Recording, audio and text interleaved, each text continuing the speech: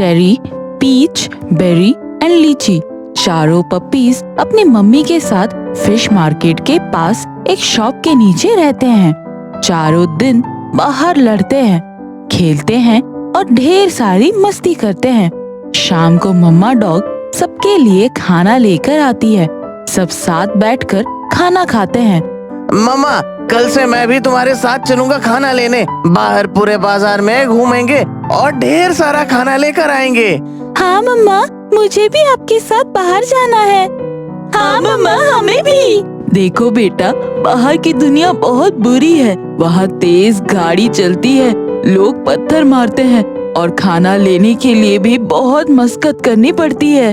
मम्मा, आप रोज इतना मेहनत करते हैं हमारे खाने के लिए। हाँ बेटा। सुबह चारों बच्चे मिलकर खेल रहे थे और मम्मा डॉग बाहर जा रही थी खाना लेने के लिए। चेरी, मैं बाहर जा रही हूँ, शाम तक आऊंगी। तुम सब घर पर ही रहना। तुम बड़े हो, सबका ख्याल रखना। ओके मम्मा। मम्मा डॉग सबको किस करती है और बाहर निकल जाती है। आज बहुत ही गर्मी है। मम्मा डॉग पूरे मार्केट में घूमती है। आज उसे कहीं खाना नहीं मिलता है। उसको बहुत तेज प्यास भी लगी है। मम्मा डॉग पानी पीने के लिए एक मिठाई दुकान के पास जाती है, लेकिन वो दुकान वाला उसको देखते ही एक लाठी मारता है और वो रोते हुए वहाँ से भाग जाती है। मम्मा डॉग का भूख और प्यास से बुरा हाल है। उसे खुद खाने को कुछ नहीं मिला है। वो बच्चों के लिए क्या लेकर जाएगी? ऊपर से उसके एक पैर में चोट भी लगी है, वो भी दुख रहा है। शाम तक उसे खाने को कुछ नहीं मिला। वो थकी हारी, भूखी प्यासी और दर्द से कहराते हुए घर वापस आती है। मम्मा डॉग को देखकर सारे बच्चे पूछ हिलाते हुए घर के बाहर आ जाते हैं। मम्मा की ये हालत देखकर सब रोने लगते हैं। मम्मा, ये क्या हुआ आपको? कुछ नहीं बेटा, एक इंसान ने मुझे लाठी से मारा। लेकिन मम्मा, आपने उसे काटा क्यों नहीं? मैं उसे नहीं काट सकती। कभी कभी उसके दुकान के डस्टबिन से ही मैं तुम लोगों के लिए खाना लेकर आती हूँ। सब भूखे पेट सो जाते हैं। सभी को बहुत भूख लगी होती है। अगली सुबह सब बच्चे उठ जाते हैं।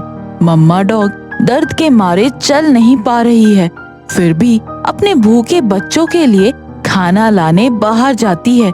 मम्मा डॉग को आज फिश सेंटर के पास ही थोड़ा खाना मिलता है। उसे अपने बच्चों के लिए लेकर वो जा रही होती है। बाहर आज बहुत ट्रैफिक है। मम्मा डॉग लंगड़ते हुए रोड क्रॉस कर रही होती है कि एक गाड़ी वाला आकर उसे टकरा जाता है और वो मर जाती है। सारे बच्चे इंतजार करते रहते हैं कि मम्मा आएगी तो खाना लाएगी। शाम हो जाती है और मम्मा नहीं आती है। मम्मा कब आएगी? आज बहुत ही देर हो गई। मैंने कल से कुछ नहीं खाया है। मुझे बहुत भूख लगी है। तुम लोग यही रहो, मैं देख कर आता हूँ। चेरी बेचारा नन्हा सा जान कभी बाहर नहीं निकला, आज पहली बार बाहर निकल रहा है। रोड पर निकलते ही बड़ी बड़ी गाड़ियाँ देखकर वो डर जाता है। वो लोगों से पूछने लगता है कि आपने मेरी मम्मी को देखा है क्या? अरे, ये कुत्ते का बच्चा कहाँ से आ गया? भगाओ इसे यहाँ से। वो उसको मारने ही वाला होता है कि चेरी बचकर निकल जाता है। चेरी ये सब देखकर रोने लगता है। उसे अपनी मम्मा की बहुत याद आ रही होती है। वहीं पास में एक बिल्ली की आत्मा बैठी हुई थी, जिसने चेरी को रोते हुए देखा। बिल्ली की आत्मा चेरी के पास आती है।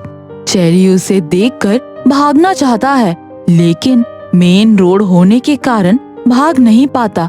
क्या हुआ बेटा, तुम रो क्यों रहे हो? मैं अपनी मम्मी को ढूंढ रहा हूँ। सुबह से निकली है, अभी तक नहीं आई। मेरे भाई बहन भूखे हैं।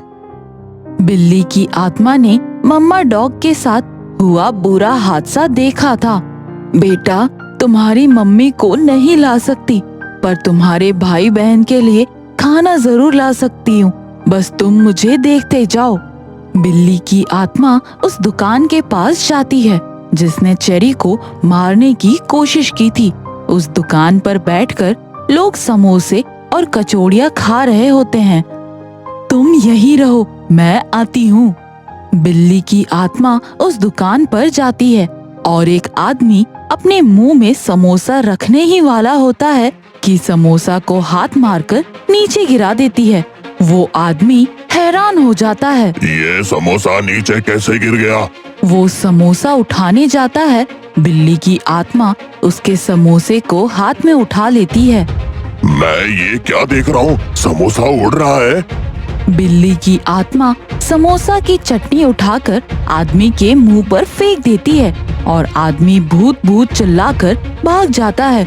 बिल्ली की आत्मा चेरी के पास आती है और उसे समोसा और कचौड़ी देती है और चेरी से बोलती है, जाओ अपने भाई और बहन को खिला दो। चेरी खुशी खुशी समोसा और कचौड़ी लेकर घर जाता है और सबको खिलाता है। बिल्ली की आत्मा अब चेरी को मदद करती है खाना ढूंढने में और उसे रोड क्रॉस भी करवाना सिखाती है। Drive slowly, every life matters.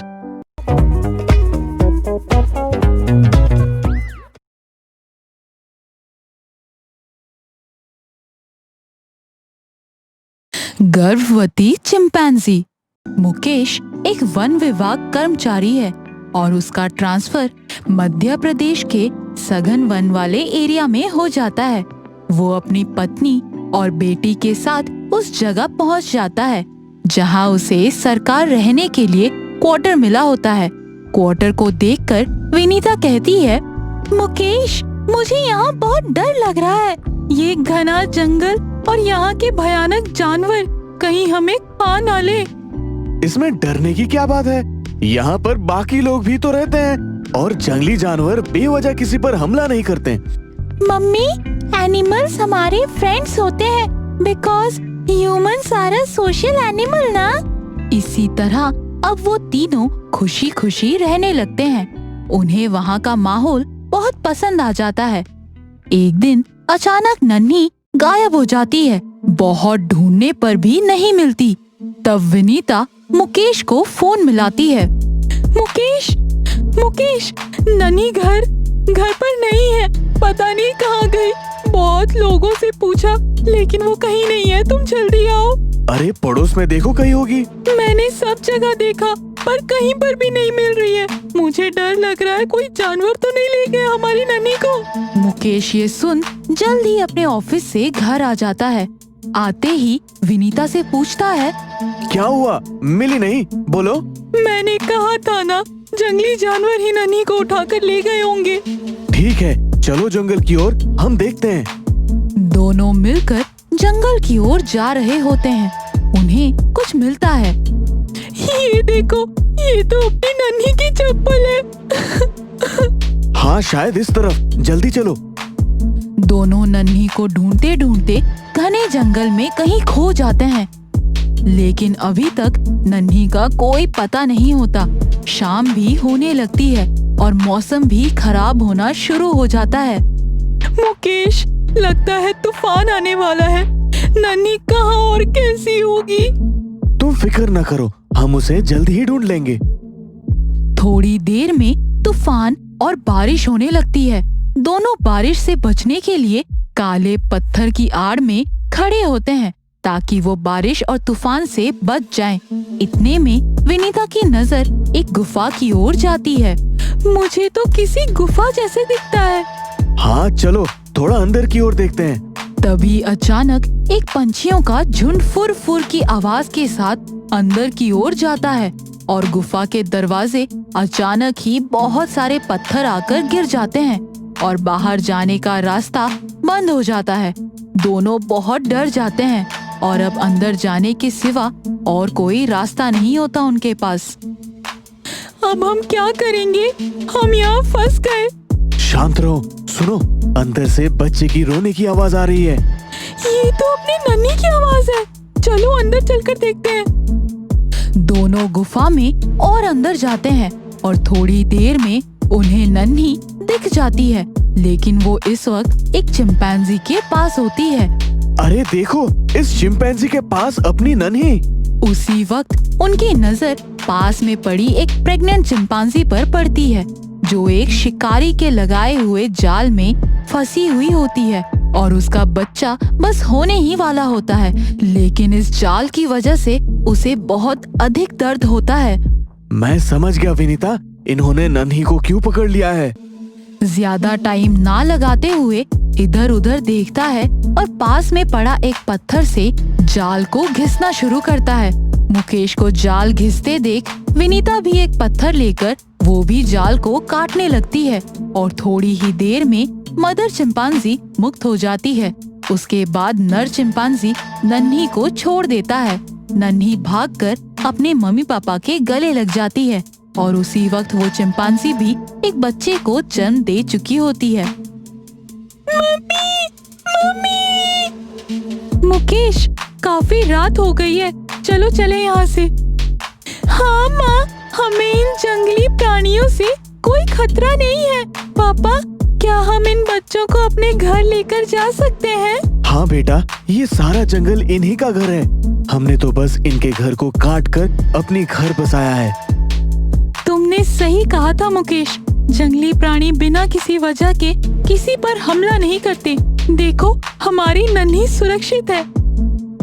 सुबह हो चुकी है।